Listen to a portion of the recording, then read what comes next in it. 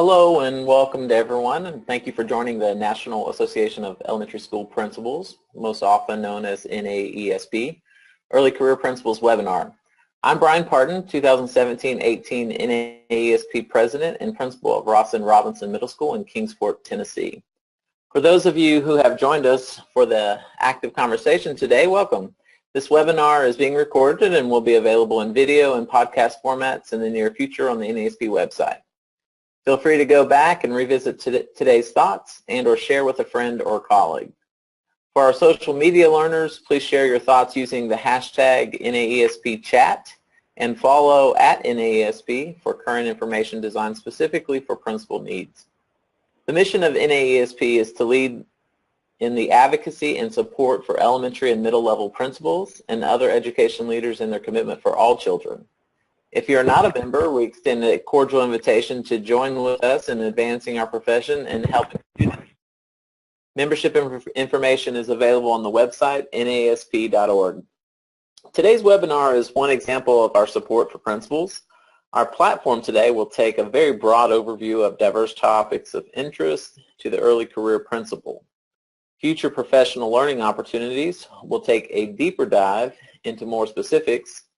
To stay connected to NAESP and join us, we encourage you to stay connected to NAESP and join us for future offerings. As we all know, the principalship can be an overwhelming job, but the great news is that you are not alone, and others who share this rewarding profession are there to help along the way. Today's conversation, led by active principals across the U.S., will lend itself to a variety of topics relevant to a new principal or early career leader. Following all presentations, we will have a time of Q&A, so make notes of pressing questions during the webinar, and we'll provide further clarification toward the end. All right, to begin our time together, I'm going to actually have to deviate a little bit from our planned visit from Eric Cardwell and his colleague Melissa. Unfortunately, they've had a community event that has occurred, and their schools have had to go into a lockdown, so he and both of them are actually addressing that issue, and they certainly extend their apologies. However, our past president, Dr. Stephen Geis from North Trail Elementary in Minnesota, is going to share a few things that he does to support in the area of communication, and I may join in as well. So Stephen, why don't you share some insight with us? Good afternoon, colleagues. Thanks for joining us today. When it's coming to communication, I think the most important thing for you to remember is that you need to be the storyteller in chief, that the message needs to be crafted from you and sharing it and being transparent. And so when working with school staff, we typically have at our building one staff meeting a month if we need to. Otherwise, things are done through email. And email is kind of like fast food. In small amounts, you know what, it's good. However, in too much, you're going to get sick. And so when you're sending out an email to the staff, to remember that it needs to be concise and no more than 3 points. And truly, when you are having a staff meeting, to make sure that it's productive and being used well. One of the things that I found this year to work in lieu of staff meetings is Flipgrid. If you haven't seen the app, check it out in the sense of that you can send out a question or a topic and have your staff members respond just to you so that you could watch it during your time when you have it, or that they can interact with each other. And they've really appreciated that because they're able to do it on their own time. Another thing regarding communication is that you listen. Listen and listen more. And so that's why our dear Lord gave us 2 ears and 1 mouth, so that you're making sure that you're listening more than you're spending time talking. I just want to focus on one other thing, and that being student voice. When students have voice, they're 7 times more likely to learn. So what are you doing as your school leader to take the pulse of your students?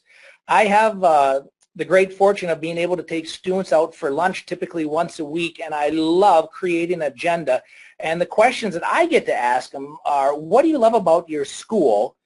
And then also I love to ask them, what would you like to change? That being, if you were principal for a day, what changes would you make? And then to share that. And we actually surveyed our community and asked them, were they reading newsletters? Were they reading their Friday folders? And the answer was no, that we actually did a drawing and asked them to respond back to communicate that they were reading it. So we use all social media that I'm going to touch on later in this presentation. And with that, I'm turning it back to you, Brian. Okay, thank you, Stephen. I just would like to add to that, just kind of reiterate that point about student voice, but that also carries over to teacher voice, community voice as well, making sure that you're really understanding the pulse of all three of those very important entities that feed into your school are so vitally important. So having opportunities, whether it be through the PTA, open community meetings, forums, surveys, as Stephen mentioned, any of those will be helpful to you to keep a pulse of what's going on and how they're feeling about not only how you're doing, but how the school's doing and what you can do to continue to improve and work towards meeting your vision for the school community. Also, with students, Brian, I was going to chime in and just share with them too, and I'm sorry that I forgot, is with that voice, is that with the staff meetings typically once a month, I actually have an office meeting once a week, and I also would encourage these new principals to have a meeting with their support staff. Try to meet with them once a month during their time, as well as cooks I meet once a month and our custodians, and it's a way for them to be able to share things that are happening that we may miss and see out in the building. That's a good point, Stephen. All of the adults certainly that are working in your school community are important and need to have an opportunity to share their voice and understand, to help you understand what's going on and how they're experiencing the daily school life and what's going on. They, as many of you I'm sure know, have a good understanding of and the students are sharing things with them, and so that insight is certainly important. Back to the student voice, I would just say, as we're concluding this section, provide opportunities to promote student leadership, whether you have a student council, which I would encourage you to look at our American Student Council program that we have through our NASB.org website. We have some great materials and resources there for you. If you haven't started a student council, or if you're interested in that, please explore and look into those options and open up that opportunity for those student leaders to really give you some good insight and share their experience, because you certainly will find out that it varies greatly from what the adults experience is in your school community. So thank you again, Stephen, for those words. Of the myriad of principal responsibilities, instructional leadership must be a priority. Angelina Martino Finnegan is principal of Lake Hiawatha School in New Jersey. She will help us understand critical practices of instructional leaders. Thank you, Brian. Good afternoon, everyone. I'm so delighted to be part of this panel and equally delighted to see so many of our aspiring principals joining us today. The topic of principal instructional leader and instructional leadership is a huge one, and it's an essential one for all of us if we're going to really support our mission of creating schools where student achievement is at the core of everything that we do. And it ties a lot into what we were just speaking about regarding the importance of communication. And I just pulled together a few bullets here to address some salient points. First, establishing clear, high expectations for learning and achievement for all. And when I say all, we're talking first and foremost about our students, but certainly about our staff members and ourselves. You know, how are we communicating that to staff? How are we establishing those expectations? Related to that, fostering open and honest communication about needs, challenges, and strengths. We need to create an environment where people feel comfortable and safe coming forth with concerns, with questions, with needs, with challenges. And related to that, sometimes we're overly critical of ourselves. We find challenges and needs and problems and things that we can do better, but we don't celebrate the strengths that we have. So fostering communication about both areas in terms of the challenges that we're facing, our needs, and also the strengths, very, very important. Because only when we have this honest communication can change happen when we're addressing the needs of others. Also, cultivating our professional knowledge base as the lead learner. You know, it's very important as the instructional leader that your staff members, your students, your families look at you as someone who can provide them with what they need. And what I have here in parentheses, while realizing you can't be an expert in everything. You know, we can't put so much pressure on ourselves to expect to know everything about every subject area, about everything that we're encountering in our schools that our students need, that our staff members need. But if we don't know who does, how can we cultivate teacher leadership? How can we tap those experts, tap people with expertise in areas that is going to help strengthen what's happening in our schools and also strengthen our leadership team? You know, if you're in a school where you have an assistant principal or an assistant principals, how do you cultivate that leadership team to really look at, take an honest appraisal of what your strengths are, and also bringing in other people that have strengths in other areas, maybe other subject areas, maybe other areas of expertise, so you can provide the most you can to your staff and to your students, obviously.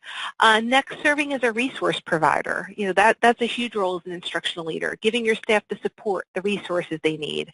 That might come in terms of professional learning opportunities, instructional resources and materials, related to that, recognizing, promoting staff expertise, that teacher leadership, and create means for collegial conversation and sharing. You know, what does your staff need to allow them to do their jobs effectively, to be facilitators with their students?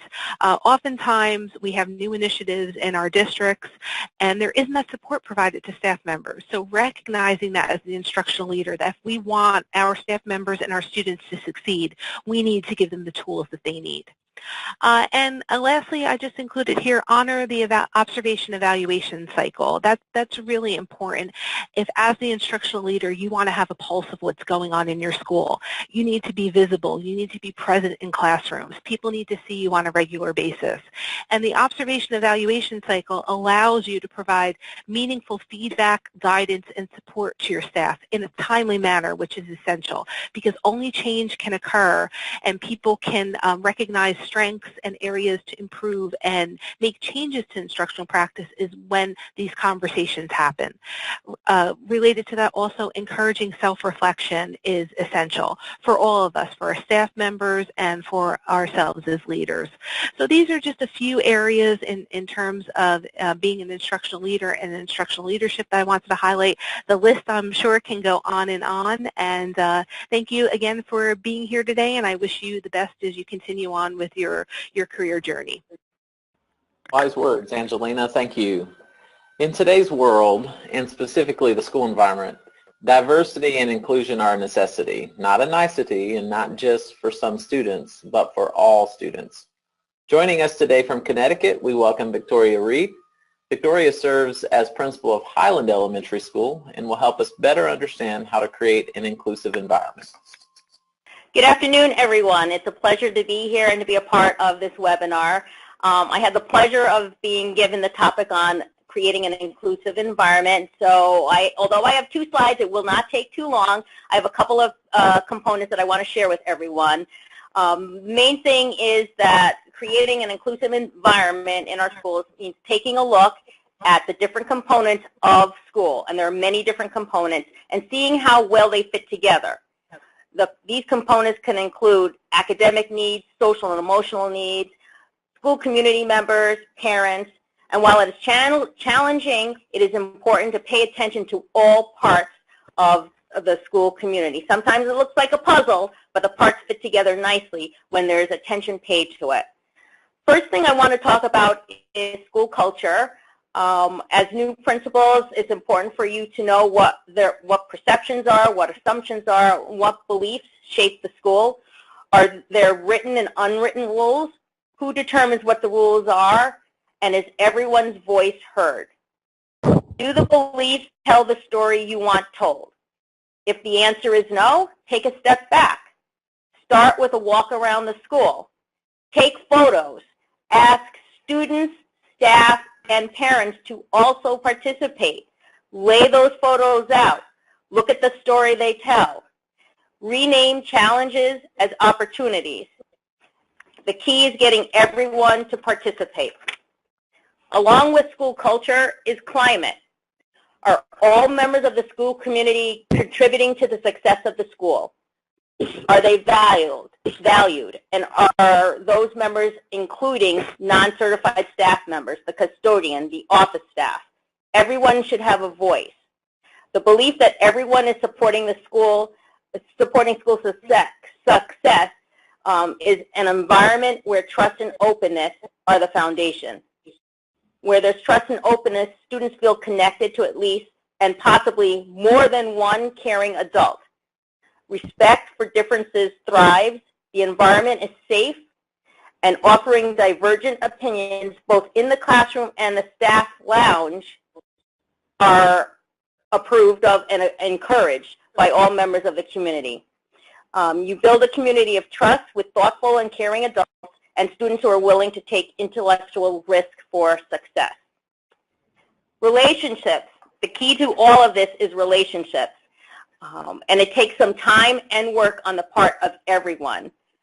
To create the culture and climate that I discussed, relationships are the key. Strategies that support positive relationships within the classroom could include programs that allow morning meetings and closing circles. We are a responsive classroom school here at Highland, and every day begins with a morning meeting. Every day ends with closing circles. Students are part of the classroom community. They greet each other every day. They share experiences from both home and school. And if you have a diverse student population, that is key to building those bridges to different cultures. The upside of that also is that the business community is looking for employees that have those soft skills. In our school, we also have what's called a town meeting where the whole school gets together and we share successes in the classroom, successes in the school, and everyone has a voice and an opportunity to share. If you can go to the next slide. Okay. I wrote under there, equitable classroom, sorry about that, begins with acknowledging and valuing the culture of the students who are different from oneself. And this is cultural proficiency. It's also embracing the gifts of our special needs populations, what they have to offer. All students need to feel they have a place because their difference is viewed as having value. Cultural diversity is celebrated in the classroom through lessons and the artifacts that are in the room. And although cultural proficiency primarily focuses on cultural and linguistically diverse students, strategies used to support these students will also support students from poverty, the LGBTQ community, physically challenged students, and everyone will feel like they're part of the school and that they belong. The curriculum should reflect as much as possible the diversity within the classroom as well as the larger school community. The curriculum needs to be accessible to all students with high standards for everyone. It should allow for discourse and multiple perspectives because a positive school climate is safe for those who express those perspectives. Instructional excellence is talking about your teaching staff. Are you supporting and developing their instructional expertise to help teachers develop a repertoire of strategies to support learning? One size doesn't fit all, and strategies need to match the student, the situation, and the curriculum. Teachers should be encouraged to debate, allow for innovation, support professional problem solving, and all students, and this is really key, all students must experience effective instruction on a daily basis. Professional learning, wow, here I could spend more than 5 minutes on professional learning. All staff need to participate in a continuous cycle of learning opportunities that address the changing demographics and the needs of our special education population, second language learners, students who have experienced trauma, and students of poverty. Professional learning should include a variety of formats such as peer collaboration, coaching with a colleague, visiting classrooms, visiting other buildings. As a principal, I know it's hard to get out, but it would be important for you to get out and visit colleagues, either in your own district or in another district, just to get a sense of what they do and how you can use that information to help and support your staff. Technology is one way that you can utilize to support that professional learning when you have time constraints. Sometimes overlooked but equally important are the professional development needs of non-certified staff, such as your paraeducators. They are often receive the least amount of professional training and are often working with the most demanding students. In our district, we're fortunate that we're able to provide some PD time for our paraprofessionals. So in closing, I'd like to say that creating an inclusive school environment is very important given the changing demographics of our society, that it will take a little work, a little community outreach, but if everyone jumps in and supports this, you can create a very inclusive school where everyone feels welcome and feels like they're a contributing member to the success of the whole school. Great. Thank you for expanding our thinking today, Victoria. As mentioned, principals are expected to be instructional leaders for all students. However, when it comes to leadership for students with disabilities, this role can be challenging. Joining us to help clarify the most important information regarding the principal's role we have Susan Cobb, principal of Center Elementary School in Terre Haute, Indiana. Susan? Hello, everybody, and thanks for joining us today. I know the topic of special education is hard to tackle in 5 minutes, but I'm certainly going to try to give you some tips and pointers and some things to think about. I am still an elementary school principal, but I've also taken over the role as Executive Director of Special Education in our district and some surrounding counties. So it is a new role for me, and it's really helped me this year delineate exactly what principals need to know. So I have a lot of good information for you and hopefully some resources that will help you. Obviously, managing special education as an administrator can be daunting, but it is manageable. This first slide is full of terms and acronyms that are likely familiar to you, and some may need more clarification. Some terms are laws that you should become familiar with, such as IDEA or IDEA, Section 504, ADA, FERPA. All of these are terms that I'm sure you've heard. There are laws that surround these terms, and you really need to at least have an idea about what those mean.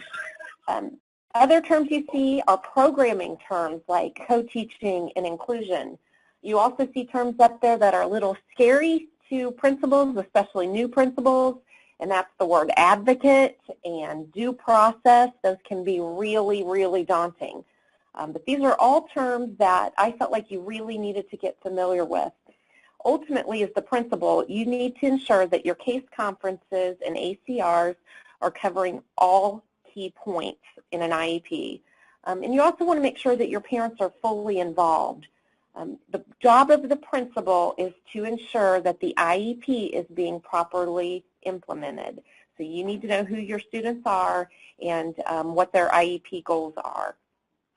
Some areas that I wanted to touch on that I feel like you, as especially as new principals, want to keep track of as you attend those IEP meetings and look at an IEP.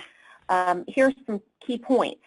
You need to ensure that your team, your membership team, is present for those case conferences. So if you've invited certain members in your building, they need to be there when you have that meeting. And always you need a general education teacher.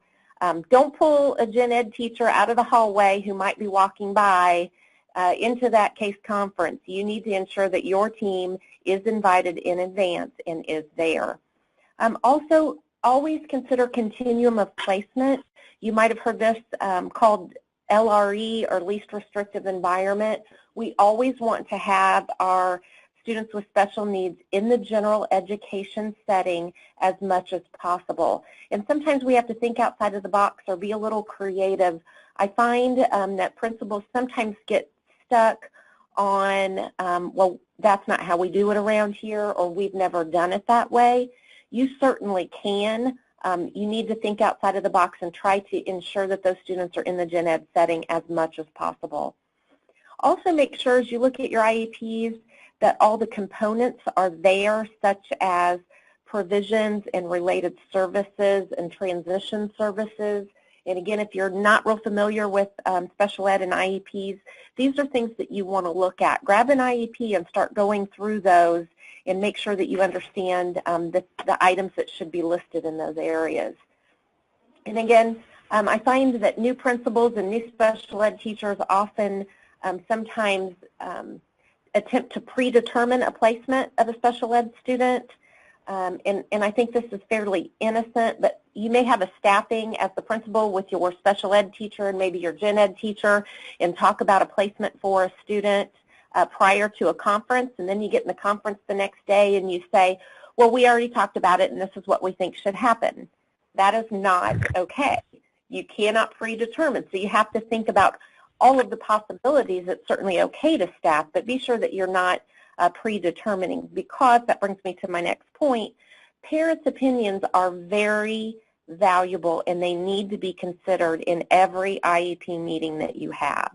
So keep that in mind. Sometimes, you know, some parents may not have an opinion. They may just trust the school to take care of it, but you need to ensure that they have a place in that meeting and that they can share their concerns and even ideas if they have an idea for a new program or something. So make sure that you're not predetermining. And again, it goes back to ensuring that your staff is implementing every part of that IEP. Okay, next I want to, I'd like to point out, and I'm pretty confident that most of you are doing this, but if you're not already, try to ensure that you have RTI programs or PBIS programs going on in your school. We want to use, RTI is great for a pre-referral process for students who may need evaluated for special education services or may just be struggling. So this is a great time to look at all those positive supports and use those in place of discipline procedures. I love restorative practices, so this is a place that really, really works well with special education students. So if you haven't tried restorative practices, you might look into that. And finally, be sure that you're supportive of your special education staff and your general education staff that teaches special education students. And you can do this by providing professional development, provide the collaboration time they need, look into instructional materials or supplemental materials that they may need.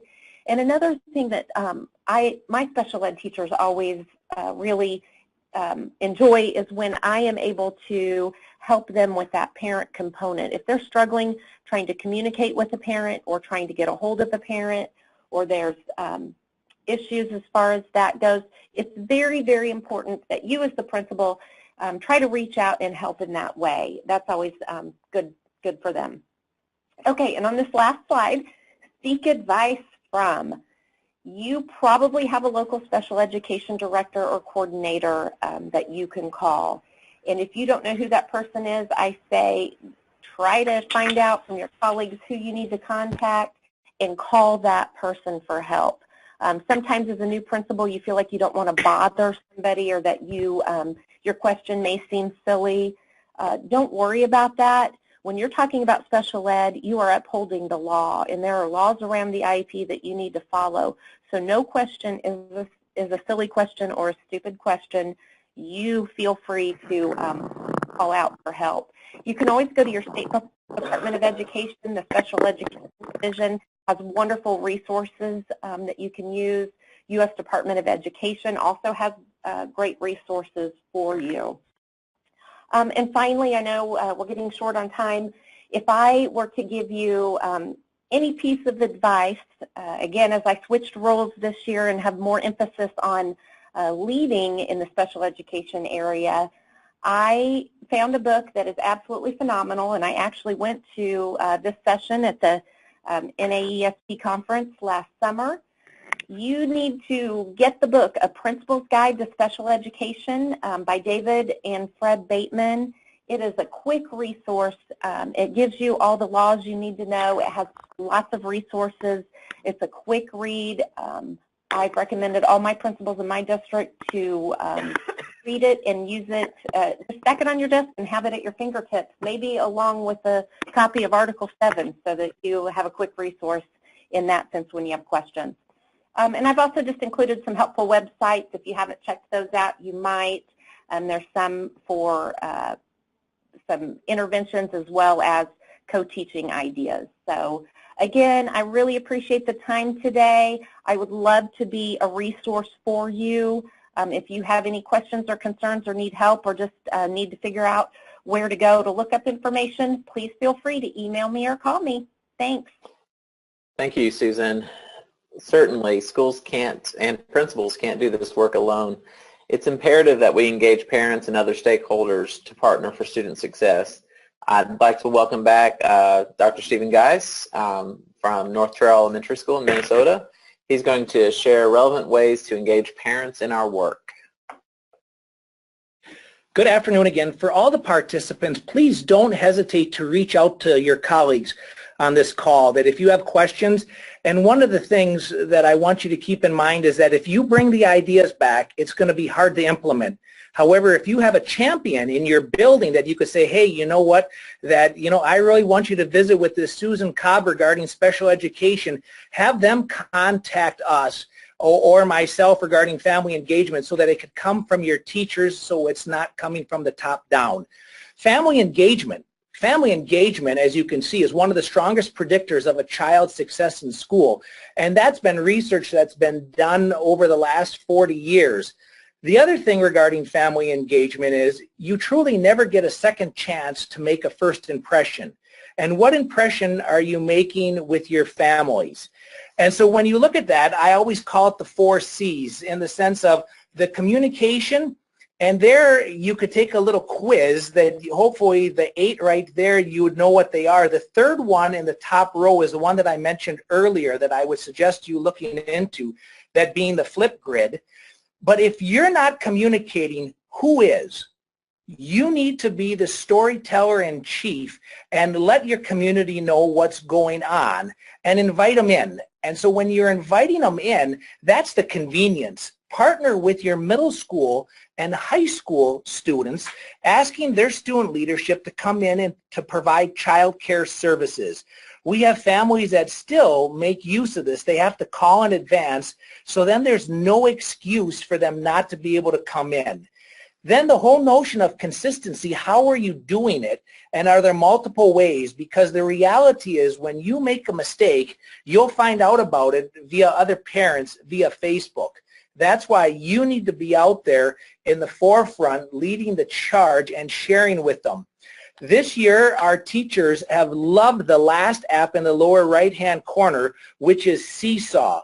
And it's interactive, and you're able to create portfolios, and our K-2 teachers are communicating constantly, each and every single day. And what's awesome is just last week, I was reading in the classroom an hour before the students went to lunch. And that day, I was down in the cafeteria, and the kindergarten teacher said, 19 of the 22 parents had already responded via Seesaw to the picture that was sent of me reading in the classroom. Because all of this engagement creates that community, and we're going to flip to the next slide, and that community can really work well in all sorts of other activities and the outreach things. And I mentioned earlier on that you never get that second chance to make a first impression, so you're looking at this list going book bundles. We actually as a team, whether it's a special ed teacher, whether it's our English language learner or myself, deliver a bundle of books to every new citizen. That being when a child is born and we receive the MARS data before the age of 6 months, we're delivering a package introducing ourselves and the resources our community, that being our school and community education, has. It's not a bundle that's hung on a door. We want to be face-to-face to create and to start building that bridge of engagement with the families. Other things, we actually have what's called a PTP, and it's a parent-teacher partnership where the teachers actually attend the meetings. And so when the teachers come, that they're sharing what's happening, and at those meetings we never have any sign-ups, that the parents know that they're able to come and they're not going to be recruited for something via volunteering. And so that consistency every time that they come and providing childcare. A lot of the things that we're doing are at nights, that whether we're running a book fair for literacy nights or our summer tailgate party, we also do science nights. We do a breakfast with a book. And so we're just trying to bring people in. And then the summer library, if you look over to the right, our library is actually open. And here again, listening to the families, I wish I could say 6 years ago it was my idea to open up our library. It was actually the families. And so for 2 weeks in June, July, and August, our library is open, and our media specialists and assistants actually survey the students and find out what topics they want to explore and research in the summertime, and it's heavily attended. Family nights with dancing and ice cream socials and other volunteer opportunities to come in. One that you should look at, and our staff is currently looking at, is the Watchdogs, and it's a dad's organization where they come in and spend the entire day in your building. So I look forward to you reaching out, whether it's via Twitter or the internet, email, to ask us further questions and to connect with us and to put us in touch with your leaders in the building so they can help lead the charge. We appreciate you sharing your expertise, Stephen. Thank you. Now, wouldn't it be great if we went to work every day and everyone was cooperative to meet the goals and mission of our school? Perhaps, but it's simply not reality. We're going to encounter difficult people along the way. If you haven't already, just wait, you will.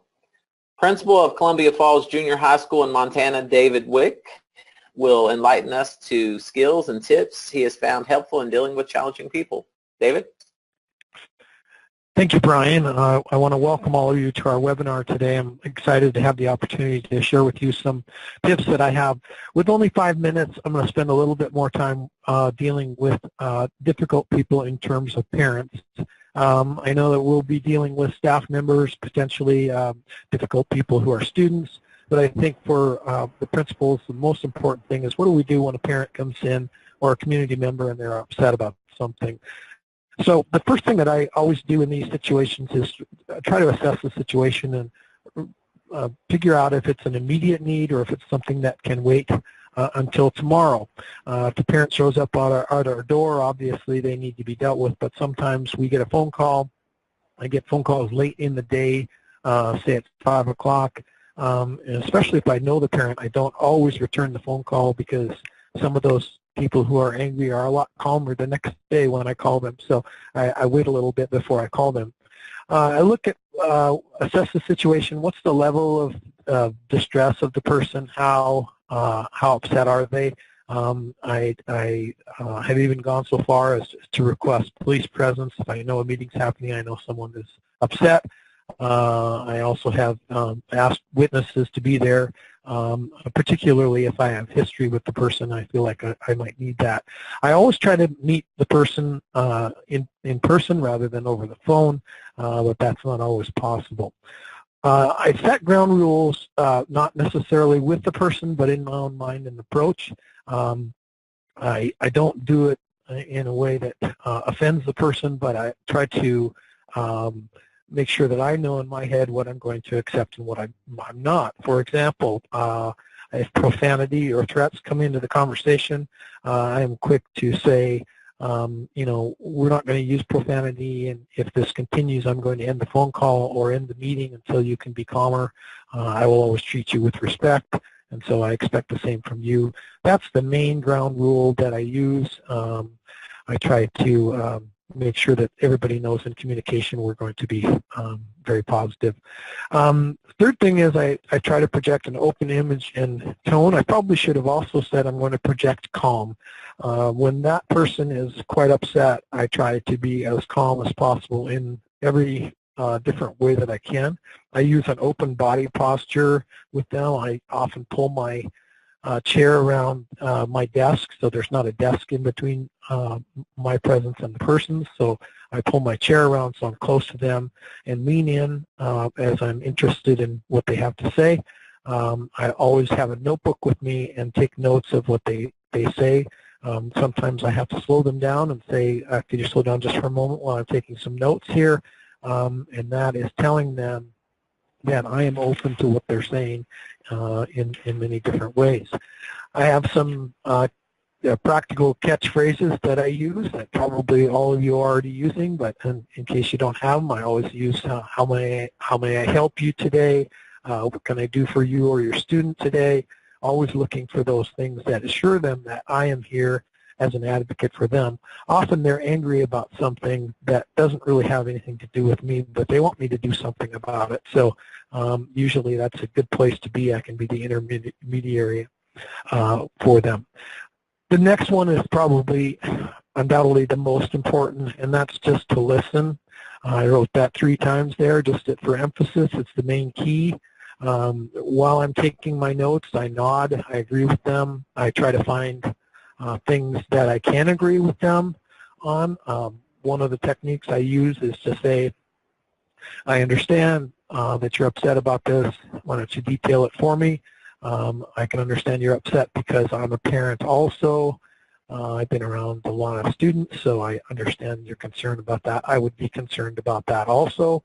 And so very important not to interrupt and to allow them to talk. You might just ask clarifying questions, but especially if it's a personal attack towards you, then I spend even more time listening and try not to interrupt, even though I don't necessarily agree with what they're saying. Sometimes their anger will just wind itself down if you listen, and so that's a lot of times my goal is to just let that anger wind down after a few minutes of intentional listening. I try to offer solutions. If I can offer an immediate solution to their problem, I will go get the person that they want to talk to and clarify, or there's all kinds of different things that can occur in terms of eligibility or turning an assignment in or something like that. Sometimes I have to finally get to a point where I say to them, would it be okay for me to respond now to what you're saying? And if they're not ready for me to, I set up another time to meet with them. Always say, may I look into this and get back to you, because I don't really know what happened, but I will do everything I can. Always try to discuss the varying perceptions that we have. We talk about student perceptions, and I try to get in that, well, we may not see things exactly the same. I don't believe your student is necessarily lying about this when I get to a resolution, but I think that wasn't their perception, that something had happened. But often those perceptions are different between people. One of my practical pieces of advice is never say never. I made the mistake early on in my principal career when somebody accused one of my teachers of doing something. I said that person would never do that. I had to eat those words because the person actually did, and suffered disciplinary consequences as a result. So I would recommend never using those terms. If it's a continuing disagreement, very difficult person I have to deal with, I try to make time for the person, but I set boundaries. For example, an agreement with my secretary to say, if I'm still in there in 10 minutes or 15 minutes or whatever the time boundary is, please knock on the door and say, remember that you have that other meeting. Sometimes people are difficult enough that I have to set those boundaries. Often say, we might have to agree to disagree on this, and then I offer them my supervisor's telephone number. Hopefully I've forewarned my supervisor about that, but I often say to them, if you really can't agree with what I have to say, you can move forward to talk to your supervisor. So I know these were all about parents, and I only had just a few minutes, but I wanted to focus on, I think that's the most difficult people that we have to deal with. If there are people on your staff, I have some other recommendations. I'd be happy to visit with you at any time. Please call me, email me, or contact me, and I'd be happy to answer any questions you might have. Thank you for your participation. I wish you the best for the rest of the school year, and we're excited to have you participate today. Thank you. Thanks, Dave. Well, no surprise, the principalship can be hard, physically, emotionally, mentally, socially. There is a constant demand for our time and energy, and that's just during the school day. Where does our personal life fit in? Cass Nelson is principal of Vici Elementary School in Oklahoma. Is going to share tips and strategies she has found helpful in maintaining balance. Cass? Good afternoon, everyone. I would just like to also say thank you for joining us. We're excited that you're here to learn with us, and I have definitely enjoyed listening in to my colleagues as they share about the various topics. Balance, man, where do we even start? Because like Brian said, we are overwhelmed. When we think about balance and the definition of balance, prioritizing the aspects of our jobs and the aspects of our personal lives and our lifestyles. Now, some people think that balance means an equal amount of time for maybe work or maybe a work and your hobby or your family, but I have not found that to be the case. Why do we need to have balance? Why can't we do everything? I have to apologize to you right here at the beginning of my presentation. I am struggling with balance today because I'm currently at my team's state quarterfinals basketball game where they are at halftime right now, and I am speaking to you all. But we can't do everything. I can't see my quotes on the screen, but those two I feel like really speak to me when thinking about why we need to have balance. Why can't we do everything? Well, regardless of what we may think, we're not superheroes, although we feel like it a lot of times. But if we do everything or try to do everything, we're going to burn out. We're going to be stressed. Our health is going to fail quickly. Another great reason is that we should share our leadership. Let's let others lead. Let's empower the members of our staff and strengthen our organization, and thus taking some of that load off of ourselves as leaders. Principals, like Brian said, we have so many daily and even hourly demands. So you may be thinking to yourself as a new leader, how could I ever find balance? There's just too much to do. I think a lot of us go into this profession thinking there's just so much to do. And so here are some things, some tips and strategies that I've collected that might help you. Okay, let's look at these in 3 different areas: our professional, our family, and our personal lives. Professionally, while we're at work, something I do is I make a list of 3 things that I want to get done during the day. And those are 3 overall goals, and then whatever falls into place during that day falls into place. But I've got a list of priorities for the day. One of my biggest priorities is being with students. So you kind of have to step back and think about what are your priorities at work. One of mine is being with students. So whether that's in classrooms, playing with them at PE, greeting them at the front door, eating lunch with them, or sliding down the slide at recess, I make that a priority, and I find balance in my job by being in the moment with them. I make a conscious effort to not get distracted or be distracted when I'm with students by those emails from upset parents or by the 60 or 70 emails that have come in my inbox just that morning. So I would recommend to be in the moment. Take in your surroundings, take in the kids' smiles, and listen to their voices and laughter, and I promise that it will change your day and it will change your outlook on your work. Speaking of emails, there's another one. I've spoken to a lot of people who emails are very overwhelming. Maybe a suggestion would be to take them off your phone. I have colleagues who do that. And maybe they turn their email off on the weekend or on a long break. Maybe you would want to, or maybe it would be a good idea to set some boundaries as far as when you're going to answer emails. Are you going to answer emails in the evening? But I say that, and my next sentence I follow that up with is, don't feel bad about leaving work at work, okay? And let's see, social media is another struggle that we all have as far as our work aspect of our life. Social media is a very impactful tool for leaders. I am a huge proponent of PLNs, but we have to set limits and never lose sight that our families are the most important. Real face-to-face conversations over dinner or family game night are irreplaceable. So social media does have its place, but we can't allow it to draw a wedge between our personal relationships. My next point, I'm going to reiterate it. It's okay to leave work at work. The next one is show gratitude.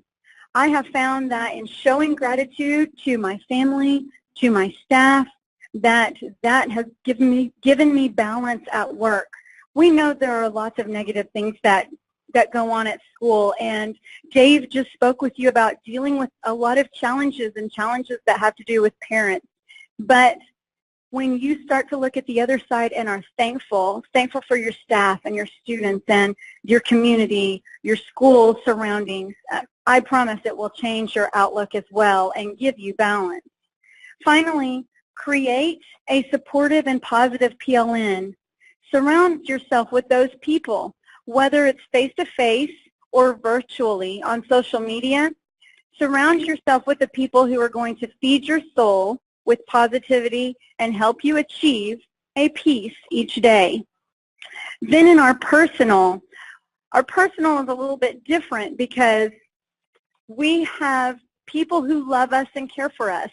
And so we want to give back to them. We want to give that same love and care to them, but it's a very tough struggle. So because our well-being positively impacts those around us, here's some suggestions. Maybe, I know you've heard this word before because it's becoming a buzzword, unplug. Turn your phone off. I have a friend, Adam Welcome. He's one of the co-authors of Kids Deserve It, and he says, put your phone on airplane mode and live. And I have followed his advice several times. Maybe on the weekend you want to put your phone on airplane mode. I would definitely think about a vacation where, you're just unplugged. You're spending your time enjoying your family and your vacation. Another idea would be to get active or stay active. Exercise in any form reduces stress, anxiety, and it helps us to cope with adversity. I can talk about this one firsthand. 3 years ago, I began running pretty much daily, and I have seen a big difference in the amount of, or in the outlook that I have on my position at school. It gives me some me time. It gives me some time to think and relax, de-stress, and I'm also doing something healthy for my body. Next, don't abandon your hobbies. Just because you're a leader and there's a lot of work to do, as I said, don't abandon your hobbies. Continue to fish, read, shop, golf. Whatever it is that you love to do more of that. That will help you find balance. And finally, spend some quality time with your family. Not just some. Spend quality time with your family. This is where unplugging comes into play. This is where being intentional with forming your relationships with your family, sitting down to eat dinner, having those conversations, putting the phone down, which is a struggle at my house for myself because I'm very connected, and as I said, I believe in being connected, but don't want it to drive a wedge into our relationships with our families. So I know we were running short on time, so I'm going to sum it up really quick with, there's no magic formula to find balance in our lives. Each one of us has to take steps, find strategies, go through a process of trial and error to see what works for each of us. And yes, as I admitted today, I feel a little out of balance, like I'm trying to juggle 2 or 3 balls at one time. But it's what you can do, or it's taking a step back and reflecting on that and then getting that balance back. Because we all are going to face adversity. We're all going to face challenges in our careers and in our jobs, especially as new administrators. So it's gaining that back. It's reflecting and gaining that back. That is so important. And as I said, some think balance means an equal amount of time for each thing that you might have that's important, each priority, but that's not the case. Finding balance is not easy, but it is so important. As early administrators, I know the desire to be successful and to feel successful at our job will pose a challenge on finding balance. So to that, I would say this: wake up each day, I'm able to wake up each day loving my job and finding joy in what I do every day. Now, I know there are aspects of our jobs that are not enjoyable, but finding balance has helped me be stressed less, accomplish more, and really enjoy being a principal.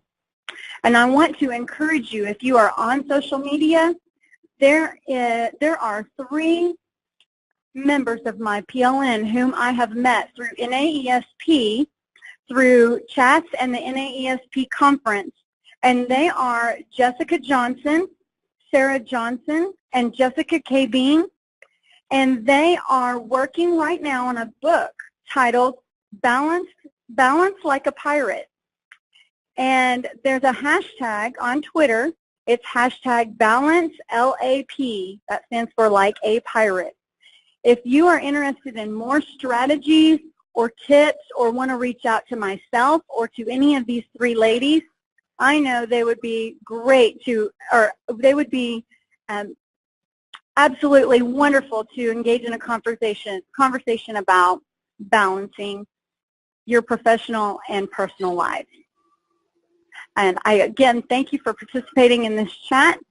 Please don't hesitate to holler at me if you want to continue the conversation. Thank you so much, Cass. Wow, what a great conversation. Thank you to everyone who contributed today. Perhaps during our time together a question has surfaced or you'd like further clarification about an area. We have just a couple minutes left, so if you have a question, feel free to enter that into the chat box, and we will have one of our panelists or myself will answer any questions that you may have. Okay, it looks like there was a question about Stephen's app. It was the Flipgrid app that they've already responded, and then Honor passed on that tip from Cass as well about Balance Like a Pirate. I might also add 2 of our National Distinguished Principals, Jessica Cabine and Johnson, are both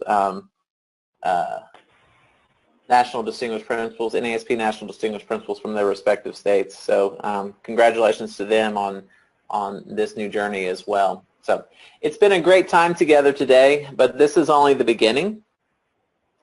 We would like to keep these conversations going. Topics such as these today and many more will be shared at the NASP Summer Conference, July 9th through 11th in Orlando, Florida.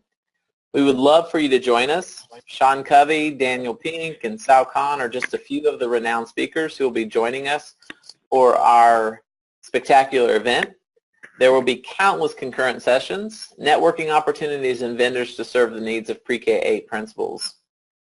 NASP also offers additional opportunities for principal growth and leadership through our National Panel of New Principals, Webinar Wednesdays, National Mentoring Program, Pre-K3 Leadership Academy, Principles of Leadership Institute, and After School and Summer Learning Program. Be watching for the release of the NASP 10-year leadership study that will highlight reflections from veteran principals, early career principals, as well as assistant principals in the coming weeks. The work of our diversity task force will also be releasing their findings, the Principal's Guide to Building Culturally Responsive Schools, in the very near future. NASP is your go-to source for principal leadership. Check out specific information on these and many more professional learning opportunities on the NASP website. Once again, thank you for joining us. We wish you much success as you move through the remainder of the school year. As always, if anyone at NASP can assist you in your leadership journey, please do not hesitate to reach out. Have a great afternoon, and thanks again for joining us.